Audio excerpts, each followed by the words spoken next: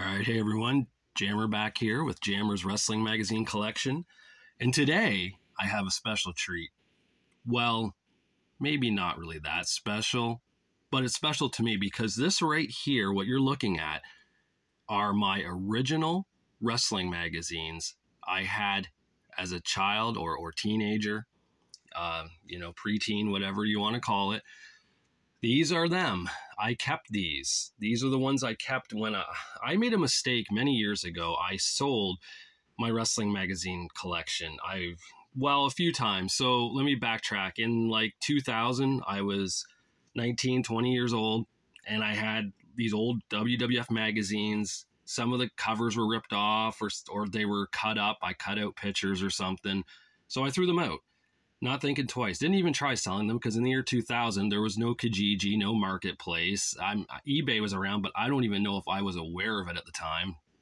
But I ended up getting rid of them.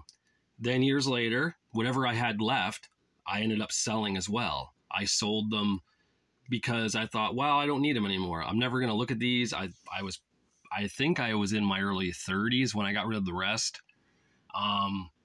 Now, this is what I kept. This is what I kept in my collection. The reason being mainly was because who was on the covers of the magazines. I was a huge fan of Shawn Michaels, of Big Daddy Cool Diesel. Those were my guys. And you can tell, look at this Diesel right here, right? Look at this. This is all beat up and torn to crap. It's just like, I still got the centerfold though. It's Sting. The Stinger has made the centerfold. I don't know how that made the cut, because a lot of these, if you look in them, no centerfolds. I ripped them out and put them on the wall. I don't even know who the centerfold is for this one. Doesn't even say. But yeah, these are the originals. Like, these are the ones I had as a kid, and I read them so much back then. Well, when I say kid, I should say teenager. I mean, this would have been... These magazines are 1995 through 97 for the most part. So I'd say I was definitely a teenager then, clearly. But I kept these ones. And if you look at some of them, prime example, the Shawn Michaels magazines at the top left corner there. In July 96 is Shawn Michaels leaving the WWF. And then October 1997, Shawn Michaels, is his heart still in the WWF? Those are pretty close to being the same story, but it gave me Shawn Michaels on the cover. So how could I not have it, right? But again, back then, like I said, it's depending who's on the cover will sell the magazine. And I feel that in my earlier post I did about the Pro Wrestling Illustrated magazines now, that a lot of the people they put on the covers, you might not know. A casual fan may not know. Back here, everyone knew who watched wrestling knew who Shawn Michaels was, or even if you didn't really watch it, or if you did watch it, let's say you watched it as a kid, you remember Shawn Michaels and Marty Jannetty, the Rockers, and now you see Shawn Michaels on the cover on his own. If you hadn't watched wrestling for a few years there, you're wondering why, like what happened? Why is Shawn on his own? Why is Shawn Michaels dressed like a male Chippendales, strip dancer guy, right? Like he went from a rocker to a heartbreak kid. But these are cool. I mean, I'm never going to sell these. These are clearly my doubles, right? Because I ended up getting lots and lots of them through the marketplace and eBay sales. Here's one that's interesting. I don't know how I beat Shawn Michaels by the Giant and how I beat the Giant by Shawn Michaels. So again, pin up Tommy Dreamer and his Dream Girls. I want to say it's not in here. No, I ripped it out. Sunny though. Sunny. Yes, Sunny.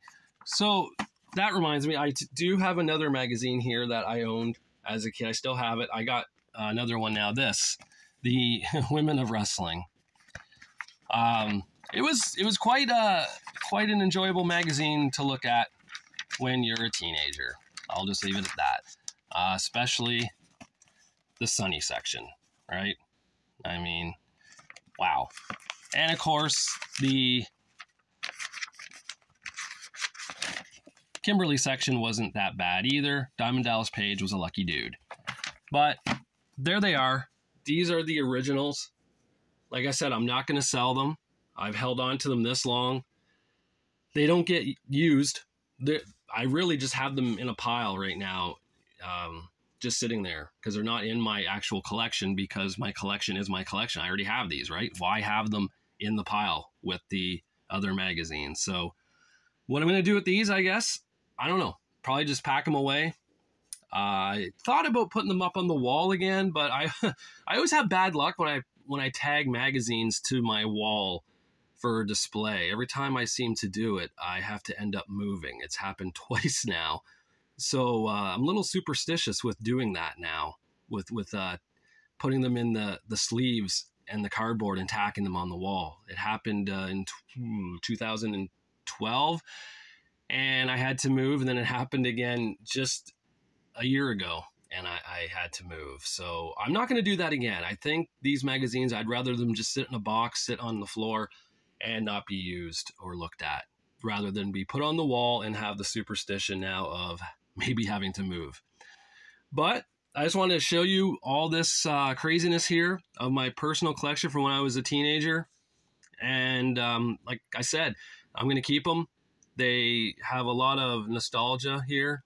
And I just remember sitting at my, dining room table, eating cereal at night, reading the magazines before going to bed, or sitting in a comfortable reclining chair, reading them while I snack on potato chips or something, right? These are memories I have with these. And of course, reading them with friends, trading them back and forth. They get some, I get some. Because back then, don't forget, you had PWI, you had The Wrestler, you had Wrestle America, you had, I'm pretty sure I probably have Inside Wrestling here somewhere. Yeah, Inside Wrestling, right there. So you had all these magazines, so you couldn't buy them all back then. Your parents were probably helping you with the money situation. And if you did have a part-time job, you weren't making enough to buy 10 issues a month, or how many issues Stanley Weston was putting out. But with help from friends, you can buy certain ones, trade off, read them. It was a fun time back then in the 90s. Wrestling was at its all-time peak. Again, thanks to Hulk Hogan and the NWO and Steve Austin and the Attitude Era. So, yeah. So this is it. This is the small little collection of my personal collection when I was a teen. So I hope you enjoy it. If you guys watching have any memories of these, or have your own collection, personal collection from a kid, or if you sold them and made the mistake like I did, just let me know. Leave a comment. Subscribe, view, all that stuff. Thanks. I appreciate it. And until I do this again, I'll talk to you guys later.